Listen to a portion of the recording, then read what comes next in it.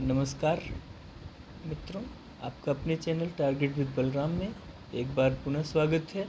आइए देखते हैं 4 जुलाई 2023 के वो सारे फैक्ट्स, वो सारी सूचनाएं जो आपके आगामी एग्जाम में पूछी जा सकती हैं। तो पहला देखिए, पहली न्यूज़ है राष्ट्रीय समुद्री विरासत परिषद। हाल ही में केंद्रीय पत्तन, पोत, परिवहन और जलमार्ग मंत्री ने गुजरात के गांधीनगर में राष्ट्रीय समुद्री विरासत परिषद लोथल की समीक्षा की है। नेशनल मरीन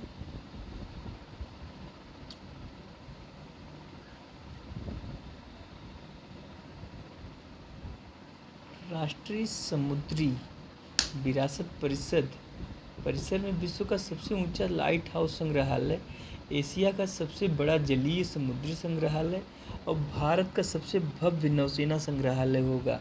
आपके लिए जो नोट करने वाली चीज़ है वह है इस न्यूज़ में कि यह कहाँ पर स्थापित किया जा रहा है। तो गुजरात के गांधीनगर में, लोथल पर, गांधीनगर में कहाँ पर, लोथल में।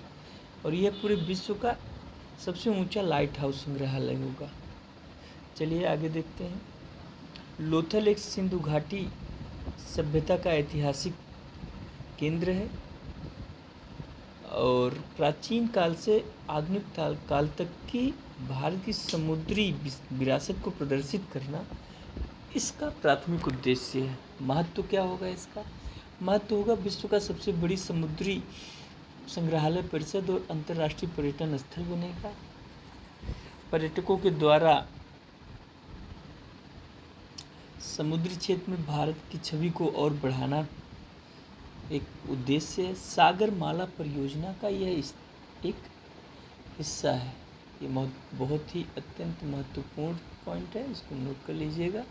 इसके अलावा निजी संस्थानों, संगठनों एवं कॉरपोरेट सामाजिक उत्तरदायित्व CSR कॉरपोरेट सोशल रिस्पॉन्सिबिलिटी पहल की भागीदारी के साथ विकसित किया जा रहा है। भारत के प्रमुख बंदरगाहों ने इस परियोजना का समर्थन करने के लिए वित्तीय सहायता भी प्रदान की है। ठीक, इसमें 4 थीम पार्क होंगे: memorial, maritime, navy theme park, climate theme park और एडवेंचर एम्यूजमेंट थीम पार्क। चलिए लोथल को देख लेते हैं। लोथल यह सिंधु घाटी सभ्यता का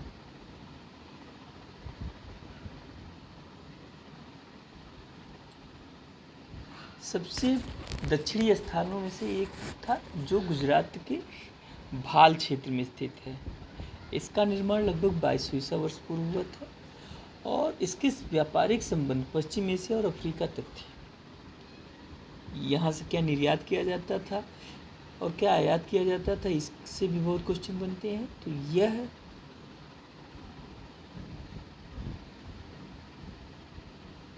मोतियों,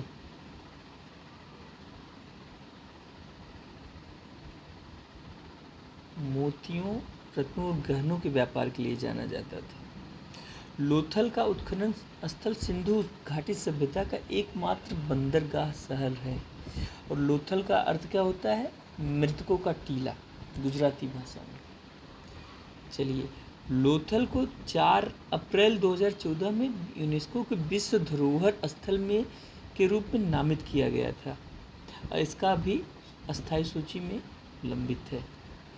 क्वेश्चन क्या बन सकते हैं? 2021 में से क्वेश्चन बना था। ठीक है, चलिए आगे देखते हैं। निम्नलिखित में से कौन एक हड़प्पा स्थल नहीं है? ये IAS क्वेश्चन है 2019 का, मोस्ट इम्पॉर्टेंट। चन्हूदड़ो, कोटदीजी, सोहगौरा और देसलपुर। तो कौन सा नहीं है? सोहगौरा। क्योंकि सोहगौरा गोरखपुर में मौर्यकालीन एक ताम्रपत्र शिलालेख के लिए विख्यात है, जो कि हड़प्पा कालीन सभ्यता स्थल नहीं है। चलिए आगे देखते हैं। ऊर्जा संक्रमण सूचकांक 2023।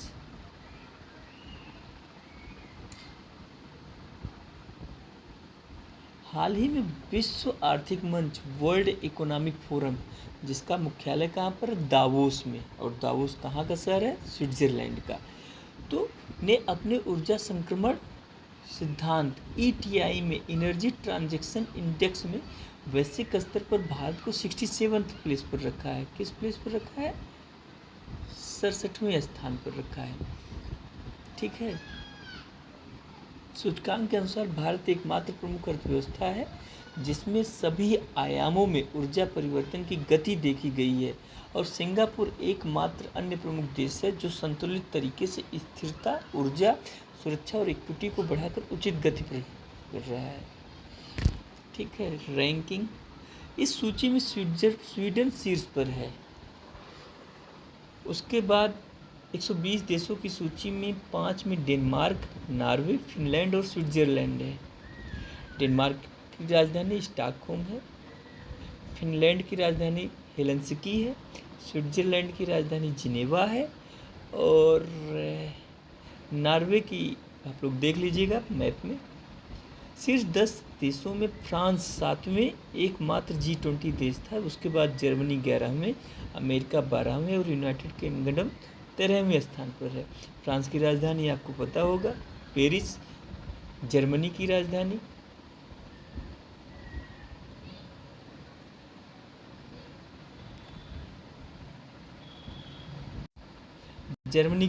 बर्लिन, अमेरिका की राजधानी वाशिंगटन DC और यूनाइटेड किंगडम की राजधानी London.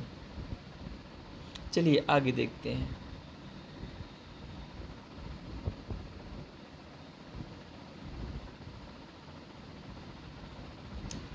Bharat world economic forum most important thing है ये, इसका आप स्क्रीनशॉट भी ले सकते हैं। वर्ल्ड इकोनॉमिक फोरम एक स्विस गैर लाभकारी संस्थान है जिसकी स्थापना 1971 में जिनेवा स्विट्जरलैंड में हुई थी। सॉरी, मैंने दावोस बताया था, तो देख लीजिएगा।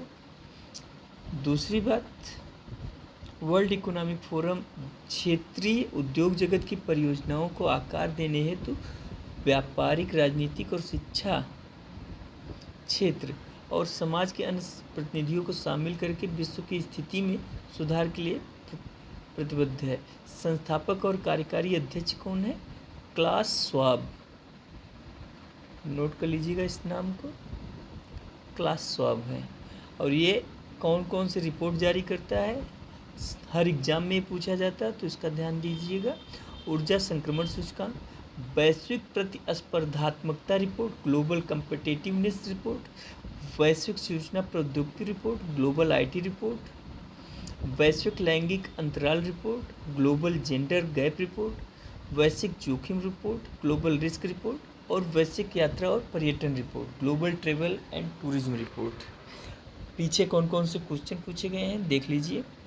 2017 में क्वेश्चन पूछा गया है UPSC ने, निम्नलिखित में से कौन विश्व के देशों में के लिए सार्वभौम लैंगिक अंतराल सूचकांक का श्रेणीकरण प्रदान करता है? तो उत्तर आप जानते हैं, विश्व आर्थिक मंच। अगर ये IAS में पूछा है तो PCS, PET, सुपरटेट किसी में भी पूछा जा सकता है। दूसरा देखिए जो कि मोस्ट इम्पॉर्टेंट है, कौन विश्व आर्थिक मंच वर्ल्ड इकोनॉमिक फोरम के संस्थापक हैं? Class Schwab. तो आंसर A सही ही है। ठीक। वैश्विक प्रतियोगित्व रिपोर्ट, ग्लोबल कम्पिटिटिवनेस रिपोर्ट कौन प्रकाशित करता है? एक बार पुनः विश्व आर्थिक मंच वर्ल्ड इकोनॉमिक फोरम। तो आप देख सकते हैं मोस्ट इम्पॉर्टेंट फैक्ट है यह, इसे ज़रूर नोट कर लीजिएगा। रैपिड फायर में देख लेते हैं जल्दी जल्दी में। अब राजनीतिक दलों के लिए ऑनलाइन वित्तीय रिपोर्टिंग प्लेटफॉर्म, इसे किसने जारी किया है? भारत निर्वाचन आयोग ने। ठीक है। जन प्रतिनिधित्व अधिनियम 1951 के तहत राष्ट्रीय मतदाता के रूप में कब मनाया जाता है? 25 जनवरी को। क्यों मनाया जाता है? क्योंकि 25 जनवरी 1950 को इलेक्शन कमीशन ऑफ इंडिया की एक स्वायत्त संवैधानिक प्राधिकरण के रूप में स्थापना हुई थी। इसका सचिवालय नई दिल्ली में है और 2018 डेटा संरक्षण अधिनियम 2018 के तहत इसको संरक्षित किया गया है ताकि कंपनियां कम उम्र के उपयोगकर्ताओं को लुभाने के लिए चालाकीपूर्ण रणनीति का उपयोग ना कर सकें। ठीक है। अगला देखिए, महिला उद्यमियों को सशक्त बनाने के लिए ई सरस ऐप लॉन्च किया गया है।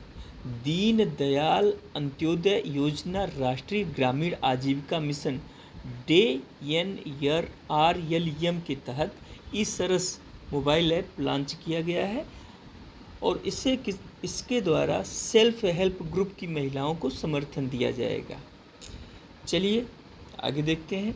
लुसाने डायमंड लीग 2023 में भारत के ओलंपियन नीरज चोपड़ा प्रथम स्थान पर रहे। ओलंपिक में स्वर्ण पदक विजेता हैं नीरज चोपड़ा और इन्होंने हाल ही में लुसाने डायमंड लीग में प्रथम स्थान प्राप्त किया है। यह स्विट्जरलैंड में आयोजित होती है। चलिए आगे देखते हैं।